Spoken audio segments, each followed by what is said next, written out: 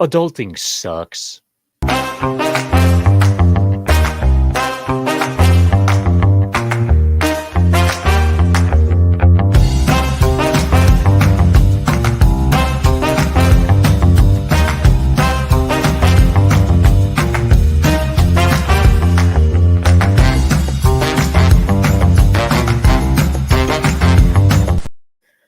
Hello, everyone, and welcome to Cory's Corner. I forgot to push a button. Joining us today is the amazing Small Time Republic, otherwise known as Matt. Hail and welcome, sir. Hello, and nice to see you. Absolutely Nice wonderful to to see have you. the beard is still going as strong as ever. Yes, it is. It's got at least another 2 to 3 months before I consider trimming or shaving, so we'll see if I look like Gandalf at the end of this year. So it should be interesting. Yep. Real quick, we'll say hello to the chat. The Gaming Jew, he popped in a little early. He might come back during this stream. Who knows? We'll find out. Hail and welcome to the Gaming Jew, and hail and welcome to John Edgar. Wonderful to see you, sir. And of course, our all-time favorite viewer, especially since Lasso of Truth is a busy body. Gosh, no offense. Sean Eastep. What's up, bro? Nice to see you. I hope you enjoy the show. Yeah, so you'll notice that there wasn't the live stream on Saturday. You'll notice that, it's been a little spotty on live streams and stuff. My son just started high school. All right. And this sleep schedule change is kicking my ass. We're just going to be just blunt about it. I'm getting my ass kicked by having to get up at 6 a.m. I spent 3 years not having to even consider the world existed before 8. And now? No. Yeah, it sucks. Adulting sucks. And high school. I have a child in high school. All right. I'm 35. I shouldn't feel this old, but I do. There you go. Yeah. Hail to Lester's San Jose the Skeptic Tank. Good to see this. Totally get you. Yep. And Shawnee Step, Trina from Real Horror. She's awesome. She's great. Yeah. Anyway, so how's things going with you, Matt? What's going on? Going pretty good. I can remember as a kid or as a teenager, adults will tell me, hey, when you get older, waking up early won't be as hard, to just come naturally. And I'm 41, and there's never been a morning at like 6 a.m. where I was like just ready to just jump out of bed voluntarily. Right. Yeah. Right. The only time I've been rearing and ready to go at 6 a.m. is back when my dad used to get us up all the time at like 5 a.m. to go camping and hunting and stuff. Yep. Then waking up at 6, I'm like, yeah, this is nice. But yeah, it's never fun. Never fun. I don't care who you are. Getting up in the morning at 6 a.m. is terrible. Absolutely terrible. Yeah. If I'm up at 6, there's a reason why I'm up at 6. Like there's never yeah. Never I'm awake. Might as well get out of bed. Yeah. No, not at 6 a.m. But ladies and gentlemen, if you haven't had a chance, go check out the Total Control official music video here on TalksALot Entertainment. Also, the lyric video for that song is a Gilded exclusive. So if you're not a member of the TalksALot Town Square Gilded, then you're missing out and you need to go check it out. I am not the Pixel Nation. There we go. Absolutely join the Pixel Nation if you have an opportunity, but make sure you join the TalksALot Town Square. I'm going to go ahead and drop that link in the chat right now.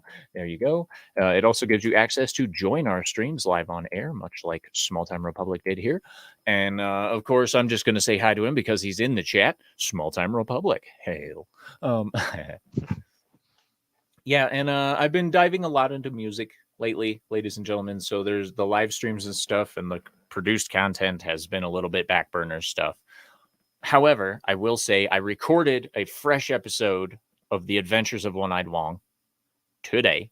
So it looks like video game streaming might be moving to mornings instead of night. We'll see how that all goes. Other than that, just same old grind, same old shit all the time. Anyway, so now that I've gotten the life portion of this discussion out of the way, we have a couple choices on what we can talk about. Hail to the story man, Jack. Wonderful to see you. Been a while. I hope things are going well over on your side of things. I hope things on Twitter are, or X, I guess it's called now. Yeah. Whatever. You know, X Whatever gonna give it to you. yeah, whatever it identifies as this week. Yeah. Mm-hmm. Exactly. You know, and I'm glad I missed out on all of this bullshit. All right. I ditched Twitter at the perfect time. And I don't regret it a single bit. My mental health has been better. My free time has been actually used for effective and useful shit. It's great. I don't spend all my time sitting there buried in my phone going, oh my gosh, did you see what that bitch just tweeted? Ugh. Like, what do they call them, tweets? Or like, what I, do they? I don't know And what the proper term would be. I've yet to get an official ruling on that. right? Uh, Right? I think people are going to say tweet until something else comes along that's actually sounds logical. Right. We have another guest joining us today for the first time on TalksALot Entertainment. Meet Lester San Jose. How you doing, man? I'm doing all right, guys. Hey How there. you guys doing? We're doing great. good. Thanks for asking. And I, we have a couple extra people in the chat real quick. Hail to Ryan Roger Afe, the oldest looking young man I've ever met in my life. Love you, Ryan. Much love. Nate D says, hail, Cory. Hail to you. I can watch live because I'm sick. I'm home sick as hell. Well, I'm glad you can watch us, but damn, bro. I'm sorry to hear that. That really sucks. Being sick sucks. I can't talk today. That's just how that is. I recorded a perfectly good live stream on Twitch, and now my mouth is like, "Ugh." Anyway. So Lester San Jose, the Skeptic Tank. How are you doing today, sir? What you been up Just to? average birthday. Can't complain. Things are a little bit on the slow side, so I take any bit of opportunity to do things on the back end. I manage a project and then take care of stuff on the front end for the project. So when it gets busy on the front end, I'll be hunkering down and doing my thing. Heck When it's yeah. busy, depending on what I have to do on the back end, it can be pretty slow or it can be pretty busy at the same time. It's Yeah. mainly bringing records into process. I work in the fintech or financial technology industry, which is accounting, bookkeeping software. My specific part, move data from one software to another, predominantly QuickBooks Desktop to QuickBooks Online. I can tell many ways upside, up, down, left, and right, the ups and downs of each version. Why you would want to go to a Windows or stick with the Windows or Mac version of QuickBooks versus the online. Why you would go to that. Just it's come with its challenges. Yeah. Yeah. I bet it does. It sounds like the So, type of job where something would either be really straightforward and easy, or a case where it's just like you want to pull your hair out. Yeah. yep. I feel that 100%. I hate math. I hate doing data management, so I don't envy you, bro. But somebody's got to do it, and I'm glad you got the mind for it, and that's awesome. So, Lester, since it's your first time on the channel, tell us a little bit about yourself, man. Well, let's see, real quick. Let's go A to Z in however many seconds or maybe minutes. So, born in the Philippines, left it when I was a year old. Father joined the Navy while the bases were still in the Philippines. He didn't think he was going to do his 2 year. He was just going to do a 2 year commitment, but 24 years in later, I don't know how we managed it to, especially in California these days. Right.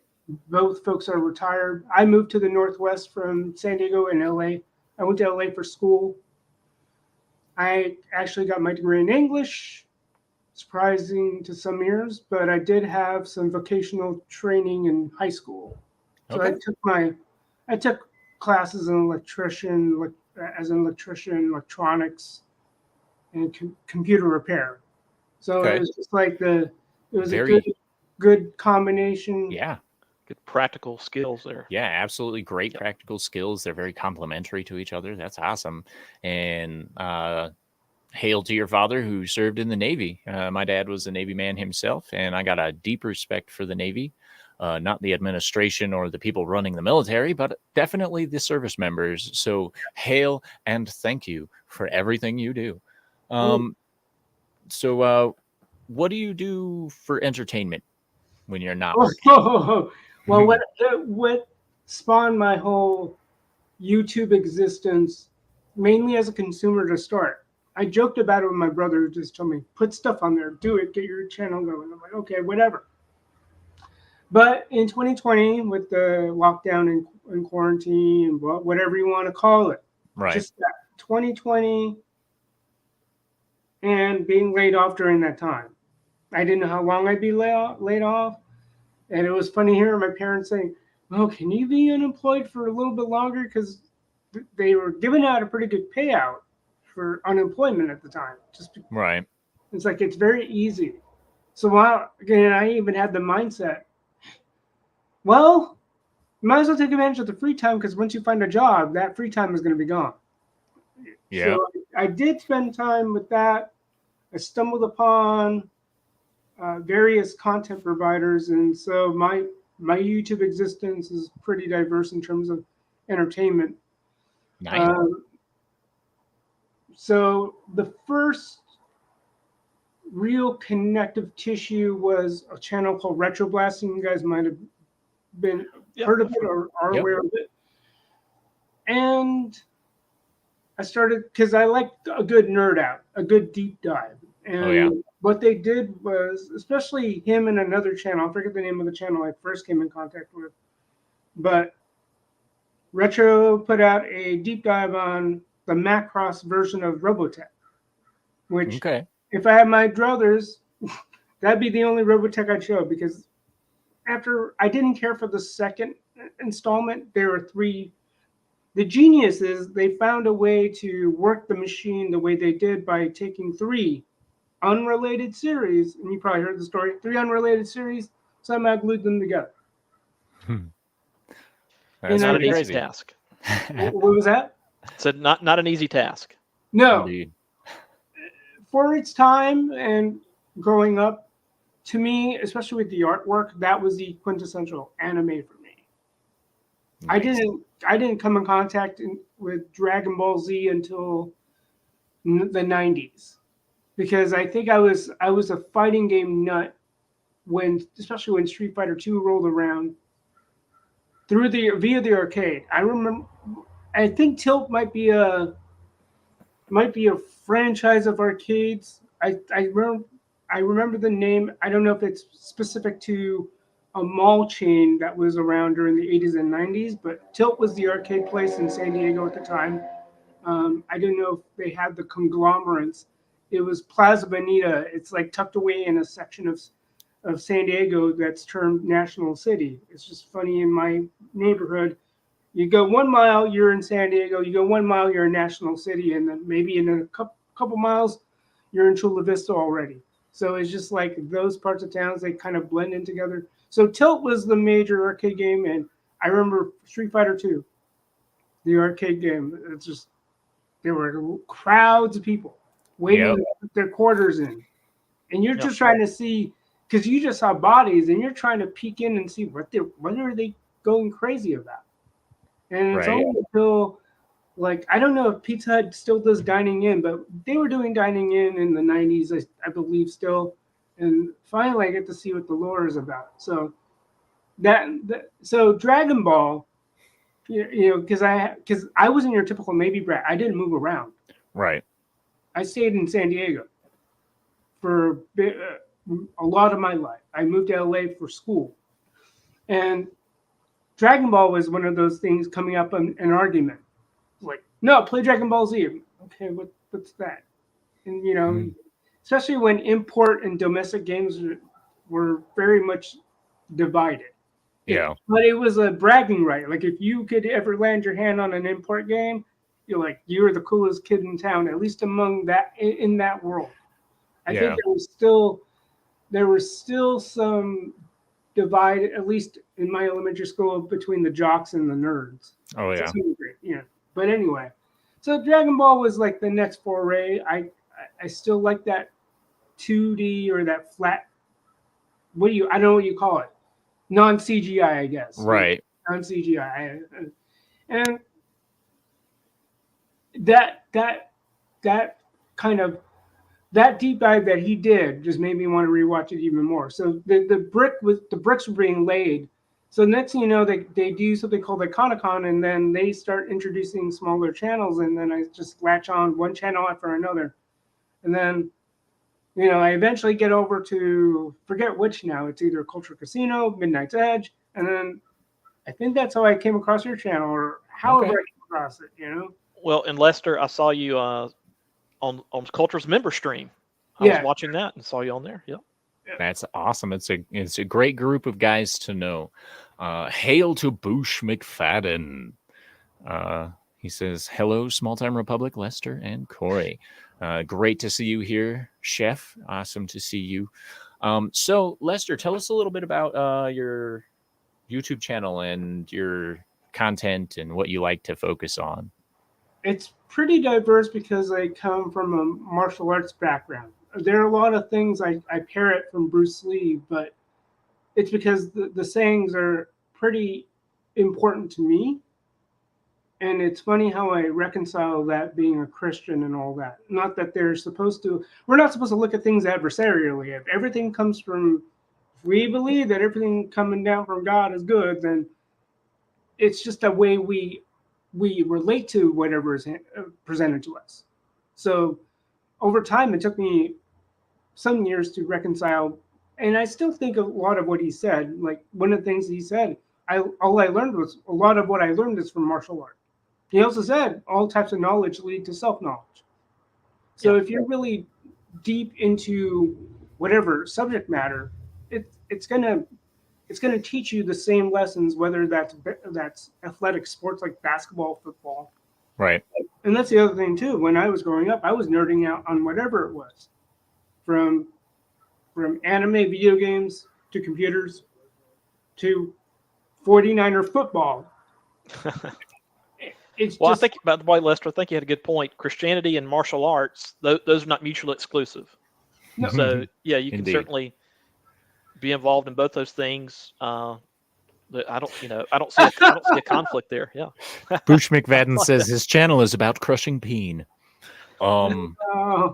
Just remember, re-stomp that groin. Anyway. Oh well, it's just, yeah. Or he may have been a different P word that was, like as in a ladies' man, True. Sure. It could be about crushing that. Well, it's trying to connect the dots with a lot of my interests and seeing the common themes around them. Whether we're talking about I didn't think I would make the number of Linux videos I was going to make, but somebody wanted that. My first comment ever was like, I like that Linux too. Oh, what do you want specifically? Boosh says, yeah, Matt was right. More manly. So how's your channel doing? When did you start it? I think I tried to, especially when my brother was in town. My younger brother's on YouTube. He's got a major following. He's Ukulele. I still have to get used to calling him Lenny because we shorten it to Len. He was named after the tennis player Yvonne Lendl. My mom broke her rule. Boys had names starting with an L and 6 characters. Girls were D's, 6 characters. Mom broke the rule. She kept the OG Lendl spelling. And even when we were growing up, my aunts would butcher the spelling because that one rule. But anyway, he gets me to do things I otherwise wouldn't do. So if you look on my channel, I'll have my foolery with my doing on-stage karaoke, and I also have a 4-part series on putting together a Lamborghini Countach Lego set. So. Ooh, nice. Heck yeah. And ladies and gentlemen, I just went ahead and dropped that link in the chat. So go ahead and subscribe to the Skeptic Tank. Make sure you're subscribed to that. He's currently sitting at 30. Anyone watching this, I hope you go over and subscribe and boost him up to say 60 to 1,000 within the next couple of weeks. that'd be like a miracle, but that'd be appreciated. Hey man, now that you're here on my channel, you'll accelerate past me in less than a year. That's just how it happens. So it's good time. The Kingmaker. Yeah. So the other thing I've been doing, especially when it comes to tradition, and a lot of people, when they hear that word, they poo-poo it. Right. It's more than just what was said, Mm-hmm. but it's also what is exhibited. So I think of the concept of discipleship, and even that might get poo-pooed. Or apprenticeship. Only in the trades, I've noticed, only in the trades do you get that sense of real apprenticeship, like you're taken under someone's wing. And it's not just this is how you do the XYZ, Right. XYZ. It's how you conduct yourself as a person, how you conduct yourself within the craft, and the literature that would come before and then maybe after. And so I found I had like a DVD. That's the other thing too. I did a Value Village DVD unbagging because I was just thinking I didn't think I would pick up as many DVDs as I did, but I did. And one of these, I did a watch through of Princess of Thieves, and I slogged through that. And I was surprised that it was a lot. It was as tame as it needed to be because you can tell that they were trying to inject a lot of the, let's just put it this way. Barbie didn't look to have any kind of guardrails. Whereas in this iteration, which was released in 2001, Princess of Thieves with a young Keira Knightley, I might add. And I'm thinking, the dialogue, you can tell that they're trying to inject that narrative or that pro-feminist narrative, but then, no. We'll let you say those things, but it didn't take the entire movie. Because at least she didn't poo-poo the fact she had a father who was looking out for her. Right. Seems to be a pretty common theme these days, Right. Not just dads are bad anymore, though. Right. I've also noticed that moms are now becoming bad in order to destroy the entire family unit. But welcome to modern life, I guess. And so, unfortunately, when you do go thrift store shopping like I do nowadays for media, like just to open up that case, just trust but verify. There are a couple of things I found are missing. Usually I take things in good faith. I need to learn that lesson. Yeah, anyway, me too. Yeah, first one was Tropic Thunder. I thought I had scored with the Tropic Thunder Blu-ray. Nope, no Blu-ray. And then I found a Little Mermaid prequel, animated prequel. Okay. Ariel's Beginnings. I didn't think I'd find it. And then I found Bambi 2. I go, might have to read the OG Bambi for once and see if there's any continuity. Right. There's a way to do a discontinuity, but that assumes you know how to do the continuity first. Right. So that's where I'm going at with a lot of the stuff I'm doing lately. Like in my hunt for The Little Mermaid, because I thought I was going to watch the OG Little Mermaid, little did I know that Shirley Temple had a show called The Shirley Temple Show. And one of these episodes, I have to look into the Shirley Temple Show just to see what kind of show it was. But they did one on, oh yeah, true. So I discovered that she did an episode on The Little Mermaid. And she tried to honor the Hans Christian Andersen version, and I'm going to look for that. I'm thinking it's public domain by now, so hopefully you would think it's been out for quite a long time. Yeah, I should be able to get that for free. There are sources. Amazon might have it. Google Books is good for that. Like they'll have some free copies floating around, I'm sure. Right. Not that I'm not willing to pay. It's just that there are other books I want to buy. Like hunting the original Thrawn trilogy from Timothy Zahn. I went through eBay for that. So, given that we got a strike going on. But anyway, I watched that Little Mermaid. It was only 51 minutes. I found it on Prime under called Filmbox. The thing with Prime is like they have other services you can subscribe to for a nominal fee, which I did with Haya, although I'm a little bit disappointed because Haya didn't have the selection I anticipated. Some good things here and there, but it's like, when is something new coming out? Or like, is there all to it? But anyway. Right. So I sat through that, and it didn't age well, and it seemed like a play. and it might have been like a stage production, but it was totally different. And it would have been interesting if the Disney version had introduced an aspect of another lady in the Prince's life, Right. because Yeah. that, and I just thought about, because 32 Flavors of Nick Weiser, I think that's the channel. Yeah. He did a deep dive of Way of the Dragon, and I'm still in the midst of my Bruce Lee figure thought piece, and I did some quick research on what's on the Bruce Lee store, and I'm just thinking, I'm not paying $80 for those figures. Just per Yeah. figure, $80. I'm not paying that much money for that. Yeah, no. That's ludicrous. You saw it? Prices these days are just ludicrous in general. Sure. Anything, yeah, Sure. it's yeah. I don't like video game prices, for instance. Yeah.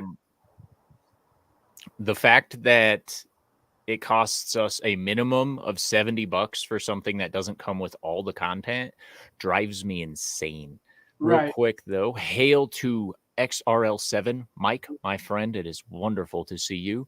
In case anyone watching is not familiar with him, that is Mike Evans from XRL7 here on YouTube. He does a great pixel animation cartoon, all about music, all about great stuff. Killer guy. Go check him out. And then, of course, over on the Rumble side, we have Fat Steven Seagal. He says, "Hey-o," and for $1, he says, "Holy crap, look at that beard." That's right, sir. It is approaching It's funny. critical mass at this point. I would say at this point it's glorious. It's why, thank you. It may be to the Charlton Heston and the Ten Commandments. Status at this point. By the end of this year, it certainly will be. I was going to comment on you mentioned Twix or Twitter X, and yeah, someone decided to use the word Twix, and I said, Twix, do I smell a lawsuit coming? If Elon Musk would have done something like that, because people are still a little up in the air about X, why X? Right.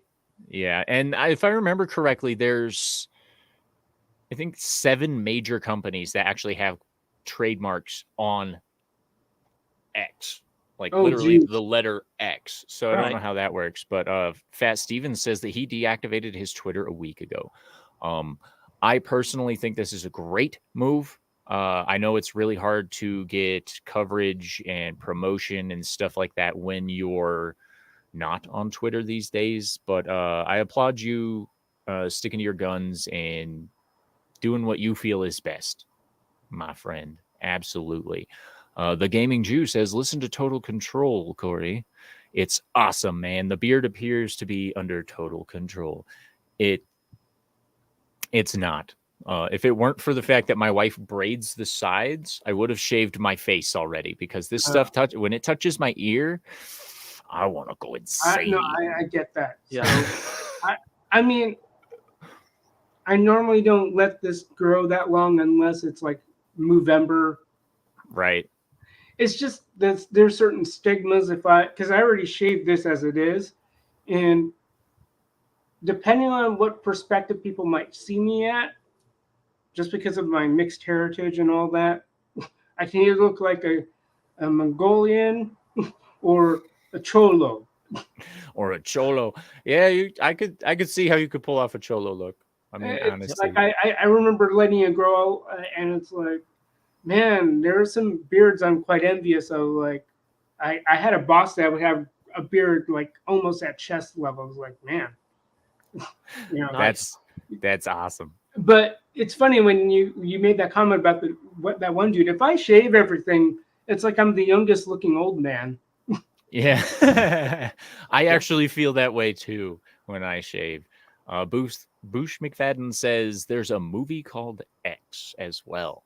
Yes, it was a 2022 horror movie, which means I didn't watch it because I agree with can't remember his name. He plays Shazam, but he literally came out at a con recently and was like, "Hollywood is only releasing garbage. What the hell?" And I'm like, I agree with you. For once, somebody actually said something I agree with in Hollywood. Amazing. Zachary Levi. Yeah, that's his name. The Gaming Jew says, loving Lester, giving me Avatar Last Airbender vibes. Badass. Indeed. A little bit of Aang going on there. That's great. John Edgar says, Lester does actually look a bit like Yul Brynner. All right. So it's interesting. John would mention Yul Brynner. Just at random, the other night I happened to watch the original, the movie Westworld. It's like 50 years old, and I'd never seen it before. Written and directed by Michael Crichton, who went on to do Jurassic Park's probably what he was most known for. But a strange movie. Basically, for anybody that doesn't know the premise, and I haven't even seen the HBO show yet, but basically you can go to this fantasy adventure place where there's like a Western world, a Roman world, and then like a medieval world, and you go for vacation, and it's filled with robots. And one of those That sounds robots was awesome. yeah, one of those robots was Yul Brynner, who was a cowboy. Now, one thing that did lean into the movie maybe a little bit too much was the whole like, oh, and you can use robots for anything here. That was like a recurring theme. I'm like, okay, we get it. Okay. Let's talk about wanting to have sex with robots without directly saying you can have sex with robots. Right. What? I mean, Well, come on, and ultimately just say it. they do, but yeah, strange movie has a young James Brolin in it. So who at the time James Brolin 50 years ago looked almost exactly like Christian Bale. Oh, dude, James Brolin. Oh my gosh. One of my favorite things to see him in was that Beyond Belief, Fact or Fiction, the one that originally starred Jonathan Frakes. Oh, God. Have you guys ever watched that show? It's kind of like Ripley's Believe It or Not. Like I think I've seen a little bit of it. Yeah. Yeah. Today we're going to present 3 stories. One of them is true, 2 of them are false. It is up to you to discover which. This is Beyond Belief, Fact or Fiction. So it's one of my favorite intros of all time. I don't remember the guy who did it, but he's on par with LaFontaine. Yeah, Don LaFontaine. Still one of my idols. Love it. Yeah. There was a number of shows. You had Unsolved Mysteries with Robert Stack. You had Rescue 911 with William Shatner. Yeah. America's Most Wanted. Like there was all these shows that were all kind of the same. The William Shatner one was The Unexplained. Oh, is that what it was? Okay. Yeah, at least his most recent one. Right. I know he's done a couple of them like that. Yeah. So yeah, it's funny. The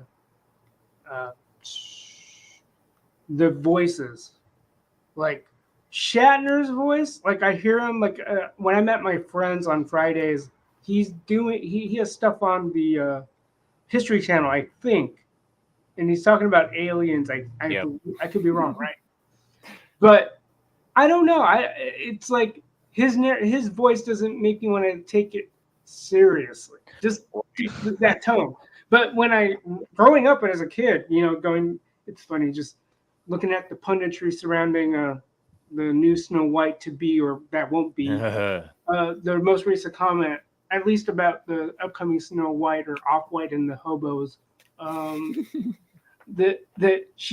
that Rachel Zegler was somehow terrified by watching the original movie. What? She apparently had not seen the live action I got to see in the 80s. I remember there was a live action. How? There was a live action Snow White that was creepy. How can you be in Hollywood working for Disney and not seeing these movies? I mean, it feels like required reading. You know what I mean? Yeah. Like, I'm going to go to work for Disney, but I have no idea who Mickey Mouse is. Well, here's where I'm going to say, like, talking about the voice and the tone, the one that, like, that hooks you and freaks it out. Robert Stack explaining each unsolved mystery creeped the hell out of me. Dude, yeah. Robert Stack was so awesome. It was great. After Robert Stack does a segment, you go make sure your door's locked. You're checking. It's just makes you paranoid. Yep. That and even John Walsh for America's Most Wanted. Oh yeah, dude. Oh my God. Absolutely. Although it floors me even to this day to think that Robert Stack voiced what I forget. Did he? I don't know if he voiced himself, but he voiced a law enforcement authority in Beavis Butthead Do America. I forget what character. Yep. Yeah. It's Yeah, of so all great. people. Yeah. So the Gaming Jew says, random show mention. Anyone heard of The Blacklist? James Spader is one of the most badass antagonists / protagonists ever. Brilliant actor. I have not heard of that, but I will absolutely check that out. It was on Netflix. I don't know if they still have it, but I watched the first set of seasons, and then, as with any stoppage in Hollywood, out of sight, out of mind. I think it was stopped by the writer's strike or which strike, whatever that was, when it was going on, and then there was a disruption, and it was like, I don't know if you guys remember Ugly Betty. Like my ex and I were, well, my ex more than me, but my ex was really into Ugly Betty. Then once the strike happened, it was like, Ugly Betty what? You know, when they try to pick up steam, I'm sorry, you lost enough steam that I'm not interested in your show. So the same thing happened with The Blacklist, and I think based on the spoilers I've read, it's like, I don't know. At some point, all good shows must come to an end. As much as it would pain a lot of the audience, it's like we're losing the sense of timelessness. Yep. Yeah. We really are. Every time you try to reinsert whatever you want to say about or reboot something, it's almost like, let's go ahead and re-explain the origin because people are just too dense to look up the original material. That's still widely available. Right. Whether we're talking about the Ninja Turtles comics, I may not ever get a physical copy, but Amazon, to their credit, they have a thing called Comics something. I pay into that, but I can get the OG Turtle comics, and I'm sure I can find some outlet for the OG 90s cartoon because or get the original Turtles movie because I'm sorry, in today's society, and you can probably look at the annals of history, there has been a tussle about the question of authority, and it's always going to be about that, whether we're talking about what's canon. So my ongoing joke nowadays is I'm waiting for that Star Wars Ecumenical Council to determine what is part of the greater tradition. And I'm not just talking about the producers, I'm not talking about not just the actors, but everyone, including those OG fans which prop the popularity of the series to begin with. And it'll be interesting. Yeah. And same thing with the Turtles, because I lost interest after like the 90s series was over, and I just couldn't believe that they're still rebooting this. Same thing when I found out they were doing a live action G.I. Joe. Yeah. I just, why? The Transformers, why? I still think the 1986 animated movie, which I only saw recently, it's all right. I've seen the memes. You know, they talk about the saddest moment in movie history. I don't know if you guys seen the meme, but it's like the saddest moment in TV history, movie history, and it was like a half clip of the Titanic when Jack dies, and then there's a picture saying, "Bitch, please," and it shows Optimus Prime on his deathbed. Well, you know, you talked about live action G.I. Joe and live action Transformers. There's indications that those will be one and the same coming very up. soon. Yeah. Very soon. Real quick, hail to Lord Shax. He says, we are losing our sense of timelessness. Such a true quote. Well said. Good job, Lester. You look at the Bible. I don't know if there's anybody in the audience that's ever read the Bible, whether for personal, religious, whatever reason. I read it part of my units in my English track. Bible is literature. But the only thing different is the scholarship, the translations. Other than that, from a church council, they decided these are the books of the Bible. And that didn't come until centuries after the fact. It's like, well, it looks like we have all these things. let's figure out what is proper. What Yeah. and since then, not much has changed. No one's out there redacting books. No one's out there to rewrite Genesis. Oh, we'll get there soon. Don't worry. Just wait for AI to do that. Yeah. If you're in China, maybe. If you're in China, like based on the channels I follow, that's the other thing too. Like talking about I've yet to see if I want to even raise a comment about Red China. Well, I would imagine if you're over there, you might get a Bible and it might be a head scratcher where you're like, why is the term "the state" at the beginning of every sentence? Well, the thing there is a YouTube channel, and a lot of YouTube channels are being more bold, especially when they mention demonetization, and that's why they move on to different platforms. Like a lot of people have moved away from YouTube for that very reason. It's like we're showing a short-term version because we've been demonetized for 2 years. Yeah. And so China in Focus is the other outlet. Like if I were to recommend to people, say, what's a good news channel without all the hysteria? It originally is known as New Tang Dynasty. So a lot of Chinese expats that were fleeing persecution. So anyway, that's what I follow. And they talked about the Chinese government changing certain words in scripture already. Yeah. So it's So I thought it was illegal to be religious in China. I thought they jailed you for there's that, something right? called the Patriotic Association, and so without getting too political, there's 2 versions of the Catholic Church in China. The one that supports the one that's sanctioned by the Patriotic Association, and the one that's underground. And Gotcha. Okay. Anyway, so just using the Bible as an example, that nothing's changed in that except for scholarship and translations. There's a lot in the original languages. There's a lot of nuance that English tends to lose, or any other. Yep. If you would try to translate something into, but it's been the same 66 books for. Oh well, that's the fun part time. too. Yeah. The fun thing too about the books of the Bible is it stops at those, but before that, there were, depending on which region. So there's the Eastern Orthodox and the Catholics. They I think it's 77 or 75 books. Ethiopians have 80 some odd books in theirs. But other than that, there hasn't been great deal of yanking books out. It's like, we're taking out Deuteronomy, fellas. Right.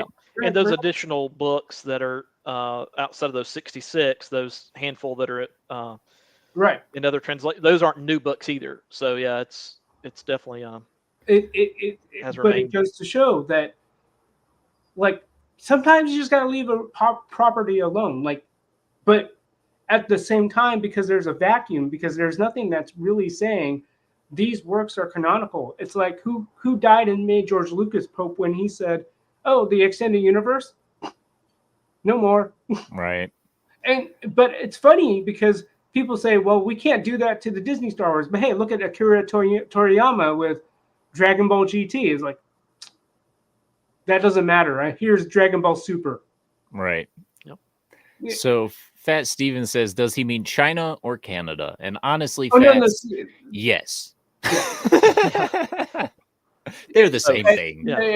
Yeah. So, no, the CCP. So the CCP, Chinese Communist Party.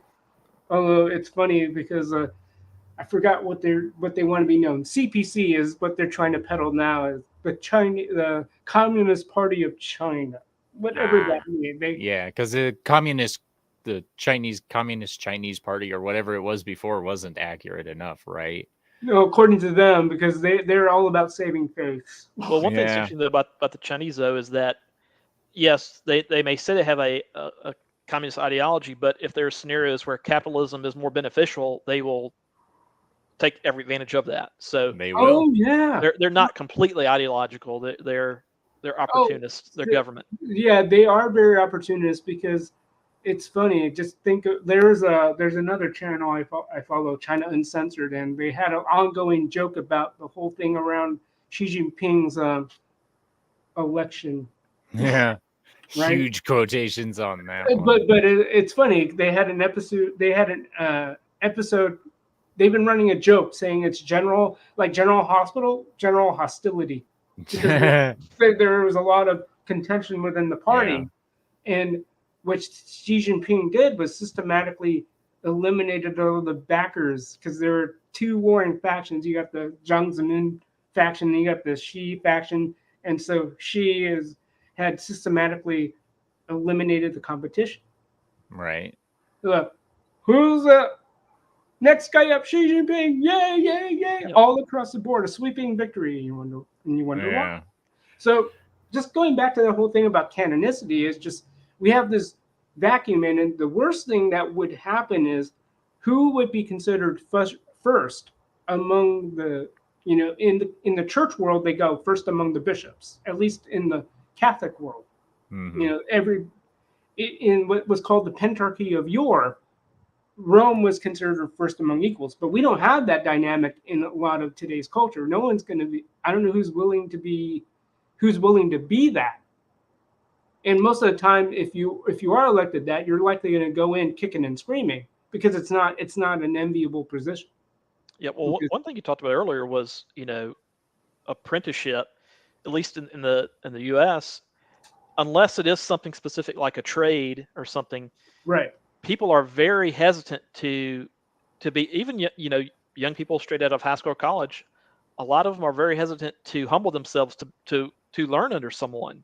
Mm-hmm. They want to, whatever job they have, they want to step in day one and be their own boss. And that's something that just as a society we have to wake up and say, hey, you know what? Sometimes you have to be quiet and listen to someone who's been doing something 10 years, 15 years longer than you, teach you how to do that trade, even if it's not a traditional, trade like welding or being an electrician or something like that. Even if it's something more in the service industry or something else, we just collectively, I think, have to learn to be a little more humble at times. A little bit.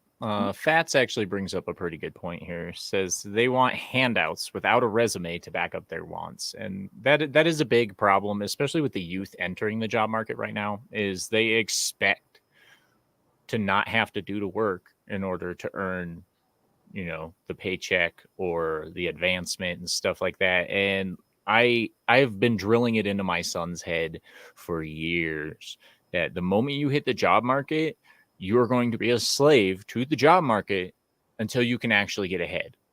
Right. It's like you can't just, change jobs every 3 months. You can't, expect them to pay you $20 an hour to stand there and look at your phone while you're supposed to be putting salt on my fries, stuff like that. Yeah. And I try to tell my son that, like, how easy you have it right now is the easiest your life is ever going to be. Correct. And a lot of teenagers, a lot of kids, especially entering the job market, don't understand that. They're all like, oh, my life is so hard. Teenage angst. Oh my gosh. And it's too much. I just get a little disturbed when I see the word guilt run around, especially with the ongoing strike. And it's like, and I also come at it from a team sports perspective. And I think I was trying to explain it in some of the other streams I participated in, but there's a dynamic where the locker room would police its own. Not saying that everyone in every respective guild will do something to that effect, but it's basically, hey, and it's funny because, and it's funny when you think about the whole idea of apprenticeship. It's just like just that collective experience. Pro players, especially pro football, they know when a person's a player right away. Yeah. Just because, and also there's a collective culture, and it just feels odd that unions are great in concept, but when they're not carried out dutifully, it's as though, what's the point? You would want anybody, especially senior writers, senior actors, to put someone in check. We don't have that in today's society. Well, if a union's running efficiently, that's fine, but they're so prone to malfeasance, prone to manipulation, that it's just the nature of it. And the bigger a union is, the more members it has, the more likely it is to fall into that trap. So it's just and you talked about locker rooms policing themselves. if a sports team's struggling, a lot of times what will get to those players more than the coaches, yelling at them or whatever, would be if they have, what you'll hear is known as a players only meeting, Exactly. where the leaders of the team, usually 2 or 3 guys, or whoever, will get in the locker room where it's just them and the other players, and they'll hammer out, hey, our record's 5-8. Here's what we got to do these last 4 games to get to 9-8 or whatever. Yeah. And a lot of times that can be more effective than a coach yelling at them. Right. So a lot of times when you're on a losing team, the common thing was at least for a lot of former pro players, is this phrase I began to love. It's the eye in the sky does not lie. So when you talk about the kind of tape he put out, and this was something I echoed about one of my favorite players on the 49ers, he said when he looked at his last year retrospective watching the tape, he's like, I'm not putting that garbage out this time around. Because at least with that kind of landscape and dynamic, are these, especially when it comes to people ragging on fans, and this is where I'm soapboxing about, is like, if you're gonna say something like that, I'm not gonna watch your movie. Well, regardless if the movie ends up like a good, there's gonna have to be a voice among voices to tell me, yeah, I know you feel this way about whatever the actor said, but suck it up, buttercup, and watch the movie because it's good. Yeah. But if I had my druthers, look, you're gonna talk to us like that? Can we see the product? And we'll let you know if it's good or not. Because I'm pretty sure you guys have day jobs, or if I'm right? You have a day job, and I'm sure if we were going to voice that stuff in social, there's a good chance we might not have a job the next day or the next couple hours. It's very possible, yes. Hail to Mass Grave. Happy to see you. He says he's got to come back and watch this later. Well, on the replay. Yep. I hope you enjoy it. He says, Boosh, I feel you. I work third party for Walmart. Those kids are absolutely worthless. And of course, he's speaking to this. He said, if used to be, behave professionally, work while you're on the clock, or you will be replaced with someone who will. Not anymore. They're all identical. Every 16 to 20-year-old I have met thinks, speaks, and acts the same. They are all useless. And that's very, very accurate. That's one thing I try to get out of my mom's mind, they, especially coming from an immigrant family. And I understand the importance of education. I'm not disagreeing with that. But I don't know if it was my dad's mindset that he got from the Navy, which he didn't inject onto us very strongly at all, if at all. Maybe a few days in a month or even a year, my dad would run my brother and me through some parade dress business, But other than that, he didn't bring his work home or anything like that. But my dad came from a different idea. Like, you got to put in some work. So it's like reconciling the two mentalities. My mom was thinking, well, you got a degree, you should be making more money. No, I didn't make it. I don't know when I came to the conclusion that I had good friends around me while I was in school. So they're like, the degree is good, but it's more importantly a sign of you putting in the time and the work. Right. And if I ever have to watch a movie, not do it. Yeah, that's what I did with the prequels. I'll say that much. So going back up here, Fat Steven says, I love going to Best Buy and no employees can answer simple questions. It's great.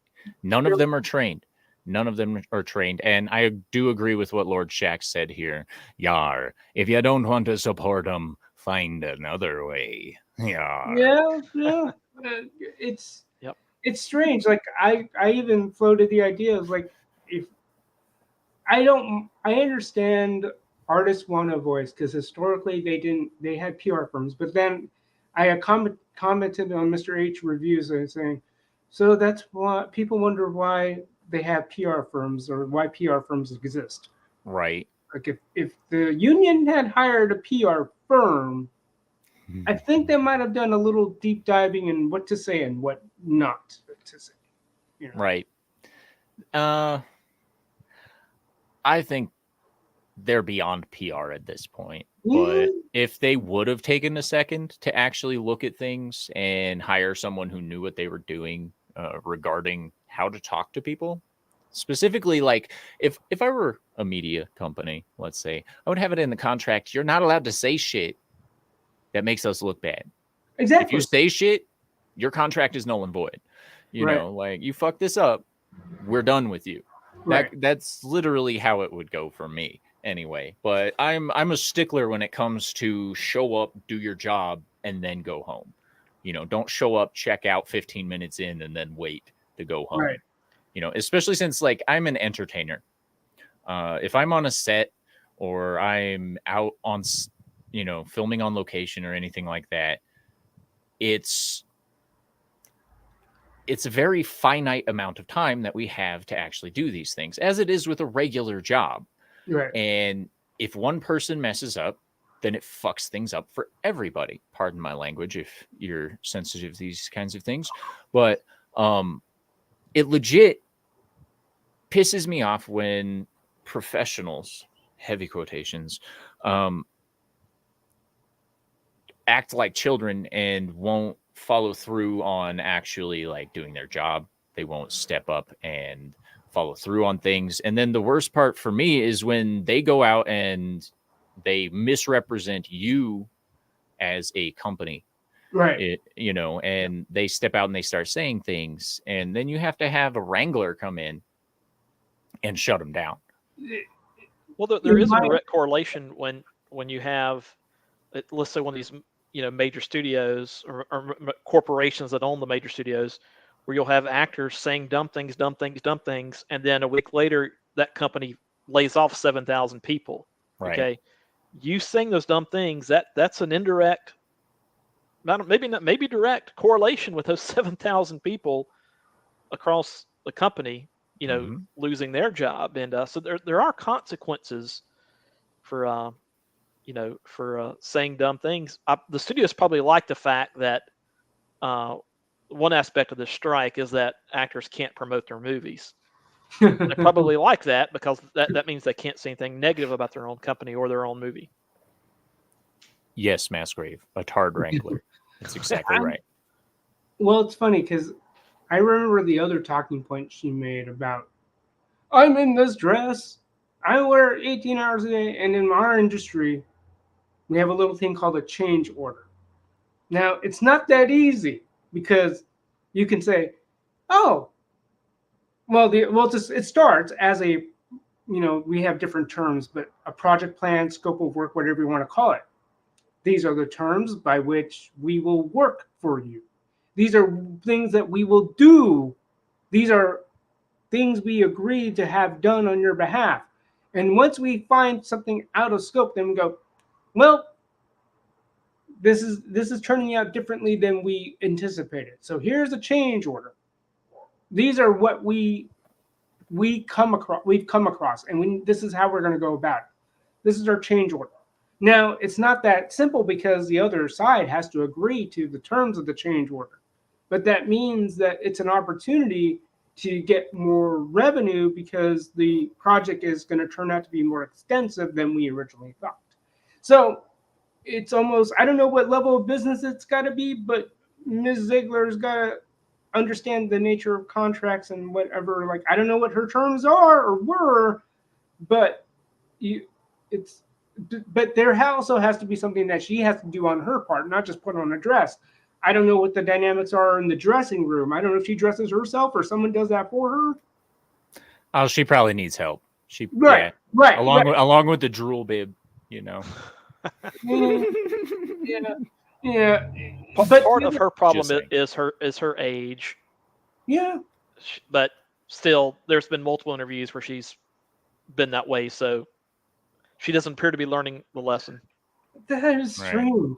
You would have thought someone in their 20s would have, I wouldn't say they have everything together, but you would think they would have enough of it together for that age. But you'd think. But it's like a 21-year-old in 2023 is not quite the 21-year-old in the 90s or early aughts. Just thinking like they had different priorities. Like my good family friend joined the Navy I think he was a 78 or 77, but he joined the Navy right at age 18, and you know that matured him up real quickly. Same thing with my cousin, matured him up real quickly. It'll do that. But it goes to show that it's almost like they always joke about the new 30, and I hate or the new 20, and that almost seems true in a different level. Like you haven't matured until you hit age 30 nowadays. Right. Because, yeah, go ahead. I was just going to say, hail to Terminus Est. How you doing, bro? Glad to see you here. So it's just do your homework. The thing that she has to do is do her homework. So you just can't say you've read the original thing once, and that was like, watch it more than once. Because there's one thing I learned in my martial arts training. Everyone will get to the P, which is precision, in a acronym I was given, PSS, which is precision, speed, then stress. Everyone will have their personal set of reps to get to point P. Mm-hmm. So I don't know how long it would take Rachel Ziegler to go inside and out of that text. Forever.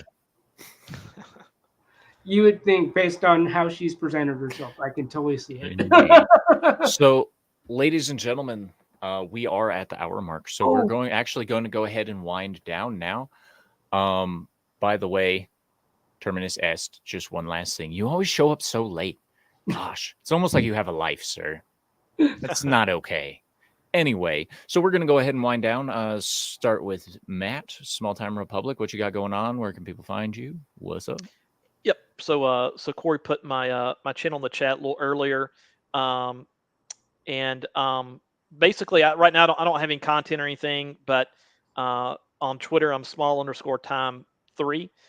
Sometimes I'll retweet or like some things out there mainly, but just support Cory and support everybody involved, and that's pretty much it, and that's all I got. That and Lester, nice meeting you. You too, likewise. Sorry, I was trying to get your link out there, but it's being stupid. Oh, no. Oh my gosh, why am I up here? I don't want to be solo. And I removed him. Wow. It happens. Right at the end, by the way, just boomer and everything. Real quick, Terminus Est has among the best super chats on Comics Division in terms of the phrases. Just going to put that out there. Oh, yeah. Hilarious. Yeah. Hilarious. So, Lester San Jose, the Skeptic Tank. What you got going on? Where can people find you? Oh, well, you saw I'm mainly on YouTube. The thing with me and Twitter is a love-hate relationship. Like, I had to pare it down because there's so much noise on Twitter, which when they were still 160 characters or 140, however it was when it first started, I was very relieved. It was like, that's all the drivel I'll be subjected to. I'm good. But when they moved over to 240, I guess it's not that bad. But I'm mainly on YouTube, and what I've got going on is a thought piece on a Bruce Lee figure I was gifted by my sister, and that it's just a lot of stuff backing me up, like a lot of things coming into mind because I haven't pieced it all together. The next major one is an outing with my brother because we went to a live band karaoke, and I took snippets of the various people that went on stage, and I just was floored that they worked at their craft. What a novel concept. But I was amazed by the various performers. Didn't matter what song either. Like, if a dude wants to sing out a Shania Twain song and he can bust it, be my guest. May not be what's that? I said, heck yeah, just let him do it. Exactly. Yeah, that's what I've got. And my Shirley Temple Little Mermaid review will be pushed out soon, maybe later in the week, depending on what I've got on my backlog. All right. Well, ladies and gentlemen, that brings us to the end of the show. Of course, catch me tonight on Monday Meltdown over on Comics Division's channel. Yelling at Parked Cars has been moved to Wednesdays. It is from 8 to 10 p.m. Central Time. It will be a Rumble exclusive because of the political nature of the content and the fact that YouTube likes to screw you if you don't agree with them. Boosh McFadden, always the last minute comment. He says, "How do you feel about It's Raining Men?" Around Hallelujah. the world and the back snip. Hallelujah. No. Anyway, ladies and gentlemen, make sure you go watch Total Control here on TalksALot Entertainment. If you like it, you can buy a copy over on my Bandcamp. If you feel like supporting the channel, just drop a tip at the Ko-Fi link in the, I guess, live chat replay, because I forgot to put it in the description again. I'm always doing that. Anyway, so yeah, we'll catch you guys later. As always, stay sexy, don't get murdered, and have a wonderful time. We'll see you later. Gotta push the button.